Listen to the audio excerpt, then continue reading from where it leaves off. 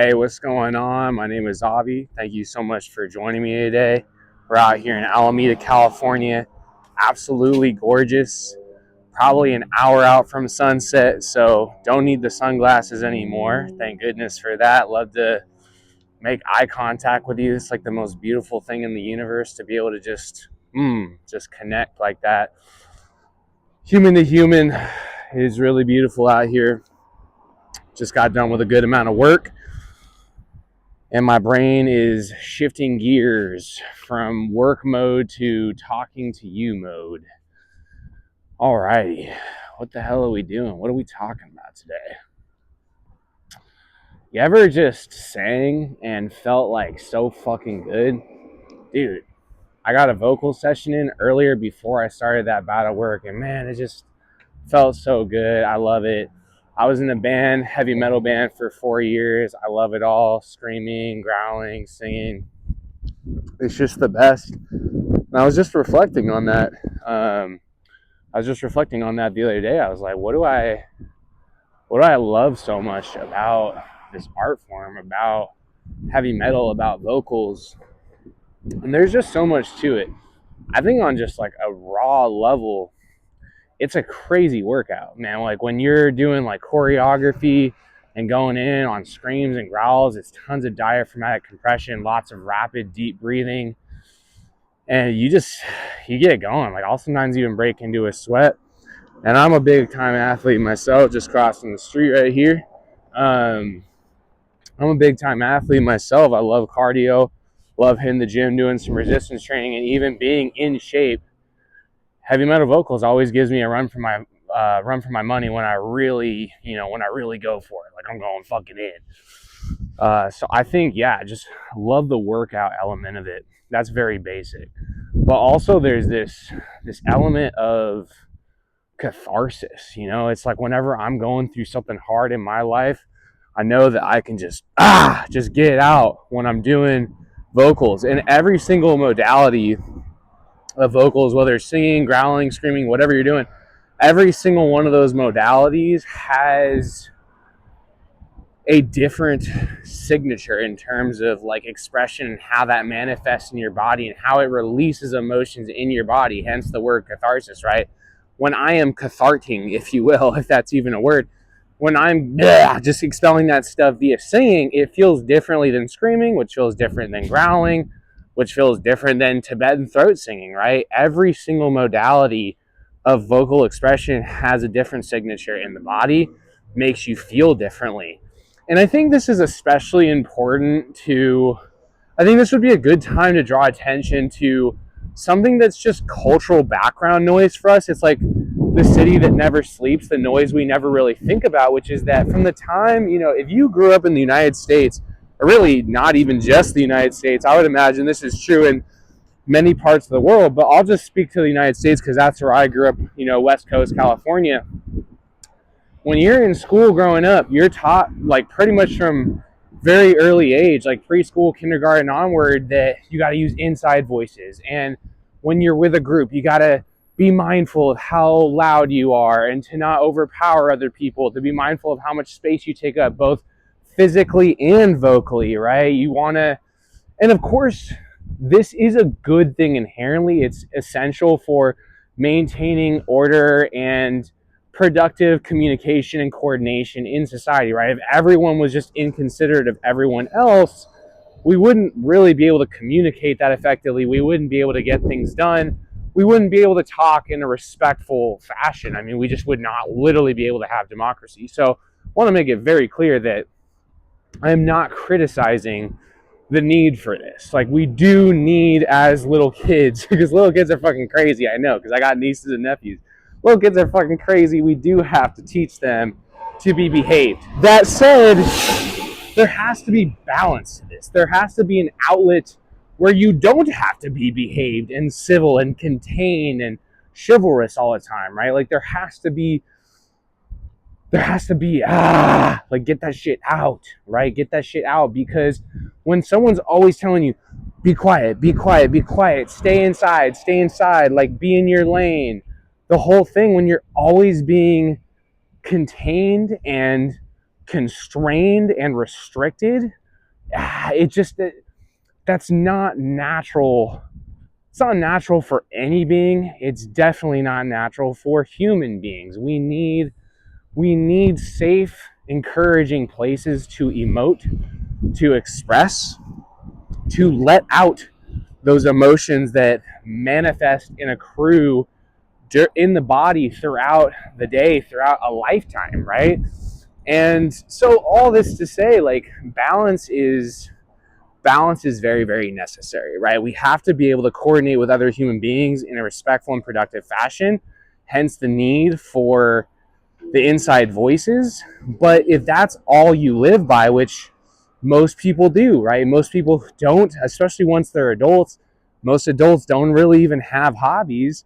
They don't have singing in their life. They don't have some form of expression, right? Back in hunter-gatherer times, this just used to be common stuff, right? Like, if you were part of a tribe, every single fucking tribe had chants, they had rituals, they had customs that forced people to really emote in an aggressive and expressive way, outwardly expressive, and in a way that really encouraged them to expel these emotions, to shed them, to be free of them.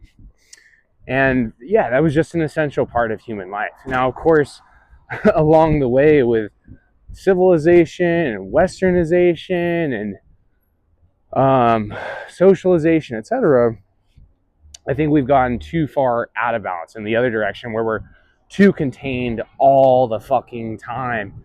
Most people don't even have an outlet for that. So I think what I'm trying to say, wrap up on all of that part of the conversation, is something I'm super grateful for with singing and heavy metal vocals in general is it's my way of pushing back on that. It's my way of restoring balance within myself, right? Because if you've grown up in that Western culture, always being told to shut the fuck up, always being told to be quiet, always being told to restrict your speech and restrict your expression and just maintain respect for others. But it's like, hey man, like, what about your own needs? Heavy metal vocals, even when I'm on my own, in my car, or in my dad's studio, or wherever, that's my way of being like, like, I can finally let it all out. Like, I've kept it all in to respect society, to respect those around me. I've kept it all in all fucking day, and now it's my time to shine. It's my time to just let this shit go, not give a fuck about what other people think of me, not give a fuck about how much space I'm taking up, not worry if me being loud is affecting other people, right? We have to have a safe space every now and then to not worry about these things, to just be, dude, to just be without constraint, without limitation. So that's something I just absolutely love about heavy metal vocals, right? So we're getting back. What have we talked about so far? I love the physical work out of it. It's super demanding. It's one of the many tools in my arsenal for staying in good physical fitness, good shape.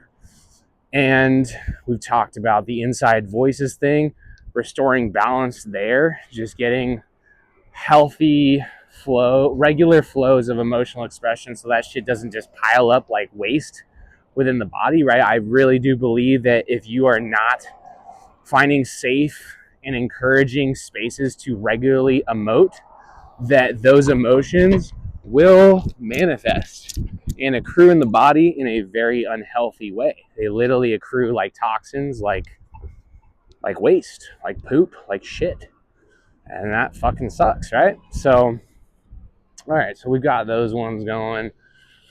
I think on a very raw level. So that was like one of the more complex ones that required a little bit more elaborate explanation. We're going to follow that up with, it's just fun, man. Like, is there anything more fun than learning how to properly scream, learning how to properly sing, and then singing along to your favorite songs? I mean, that's the best. Like, that is the best. It doesn't get any better than that. That is so fun. I mean, they're for real. It's so amazing to have a source of joy like that in your life that's recurring, something that you can always rely on. You don't have to like wait for like, oh, like I've got this big thing that costs a lot of money. that I planned with my friends, and it's in 3 months from now. Like, yeah, those things are great. Don't get me wrong. Like, you should have those things in your life, but they don't happen that often. So wouldn't it be nice if you could have something that you have all the fucking time? How fucking cool is that? It doesn't cost any money either. You can sing anywhere, not anywhere, but you, no cost. It's no cost. You got to find a space for it. If you have a car, that's great. You can do it in your apartment. Fuck. You can do it pretty much anywhere as long as you're intelligent about it. You can do it for no cost. That's amazing. So you have this source of joy that you pretty much have access to at least once a day, every day, and that's what it is for me. Like, I do singing pretty much 3, 4, 5 times a week. I would say on like a normal week. And you can do it in your car when you're driving. Like, it's just the best. So it's hella fun. Get those emotions out. Super invigorating. We already talked about why that's good just from a health standpoint, but also on just a raw, simplistic standpoint. It's just fun. It's just fucking fun. So another layer is the courage element. This is another thing I love about singing specifically, is when I learned heavy metal vocals, I really had to learn how to not give a fuck what other people think, because heavy metal, unfortunately, is really misrepresented in our culture. It's heavily stigmatized. It's seen as an art form that's brutish, uncultured, unintelligent, excessively and unnecessarily aggressive, and nothing could be further from the truth. I mean, like, the top tier metal bands are practitioners of precision, of creative innovation, of love of craft, passion for what they do. And they bring that to the table every single fucking day, every record, every tour, every concert. They're there giving a fuck. They love the music. And they're exceptionally talented too. Like, they prioritize virtuosity, becoming the best you can possibly be at your craft through years of unrelenting commitment and dedication. Damn, I'm seeing some canned food right there. Hold up, we gotta stop for some canned food possibly. Let's see what's up. We've got green beans. It's not bad. More green beans. I gotta be honest, I'm not feeling the green beans right now. I'm a big greens guy, but yeah, I don't know. I think I'm gonna pass on that. All right. I regularly grab canned food when I'm walking in Alameda. It's so dank. Fucking love that shit. Okay. Where the fuck were we? We were talking about courage, right? Yeah, oh yeah, and just heavy metal being misrepresented as a genre, right? Like, these guys are exceptionally talented. They are committed to being the best they can be. They are disciplined for years on end with unwavering dedication. Fucking A, dude. Like, let's go. That's raw as fuck. And they're unafraid to explore the totality of the emotional spectrum. I don't want to get fully into this. This is a whole nother topic, like why I love heavy metal, why I'm so fucking passionate about this shit. I'm going to save that for another video. But the point is that heavy metal is very misrepresented. And unfortunately, it's just largely frowned upon in society. Very heavily stigmatized and condemned, like socially condemned. Like, you ever like been like, oh, like I like heavy metal, or you ever heard someone say like, oh, I like heavy metal, and other people are like, ooh, you do? Like, why? Like, or they'll say like, oh, you mean screamo? And I'm like, no, you fucking idiot. Like, no, that's not what I fucking mean. So, oh God, how frustrating is that? Anyway, because of the fact though that heavy metal is so socially stigmatized, when I was first learning heavy metal vocals, and I also sounded like shit, I had to always be worrying. It was just like, if I had continued to worry about what other people thought of me, it would have just been so exhausting and demoralizing, because what other people thought of me was that I was a jackass who sounded like shit practicing a heavy metal vocals, which was this art form that no one fucking likes, or very few people, right? Like, you know what I mean? Or relatively few people. I mean, in absolute numbers, it's a fucking huge amount of people who love heavy metal.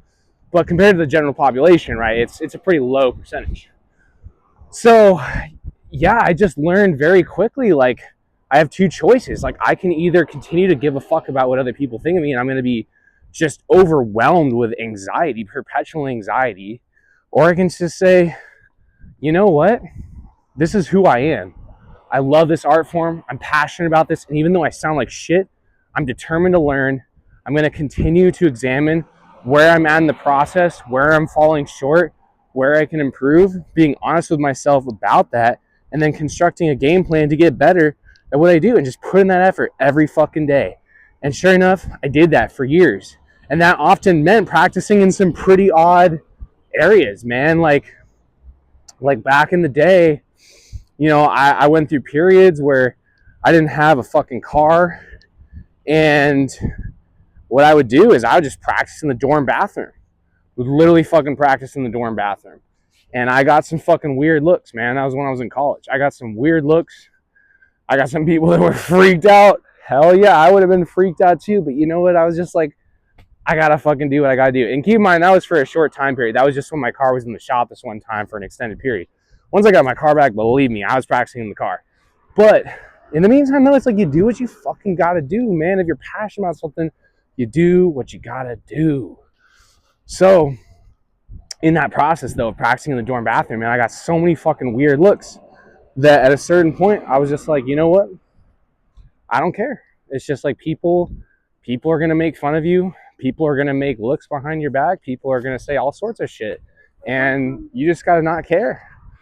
That's really your only option. So all that said, man, like, I'm just so grateful for becoming passionate and engaged with the art form of heavy metal vocals, because I really do believe that if I hadn't, I never would have developed the courage and comfort within my own skin that I have now. And that was even multiplied many fold when I started performing with Pacific Heavy Ensemble. Shout out to my best friend Peter Altamira. He started a fucking heavy metal band at University of the Pacific Conservatory, which is crazy. Like, so fucking progressive and innovative. Man, I love this guy. He's my fucking homie. But like, think about that. Like, a conservatory by its very nature is conservative, right? They just do classical and jazz. And here's this motherfucker coming in and saying, yo, we're going to do heavy metal. And I'm eternally grateful that Peter allowed me to do some heavy metal vocals with the group Pacific Heavy Ensemble. So fucking lit.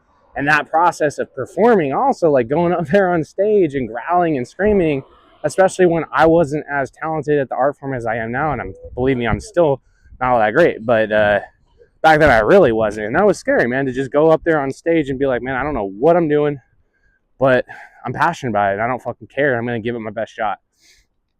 So yeah, forced me to develop courage. Oh, fuck. Good stuff, man. Good stuff. So yeah, wrapping it all up. Oh, and I think actually, last but not least, speaking of Peter, I think another thing I love about vocals and singing and heavy metal and all that shit is the social opportunities, man. I've done so much performing with my boy Peter. I've done tons of recording of vocal covers with my brother Daniel. Shout out to my brother Daniel. He's a fucking musical genius, and he's my brother. I love him so much. So I've gotten hella opportunities doing that, and also, singing a bunch of stuff with my friend Isaac. We sing all the fucking time. Whenever we're doing backpacking trips, we'll just pull out some Disturbed and start singing in the car. I mean, is there any better joy in life than singing with your best friend in the car? That's literally got to be the best thing ever. So yeah, I think that's pretty much it. I'm just hyped on this shit. I fucking love heavy metal vocals, man. Like, seriously, the best thing ever. It's free. It's accessible. It's social, or it could be not social. It could be a spiritual experience. It could be a way for you to just explore your own body. It's all in your body. Singing's all in your body. Fucking A.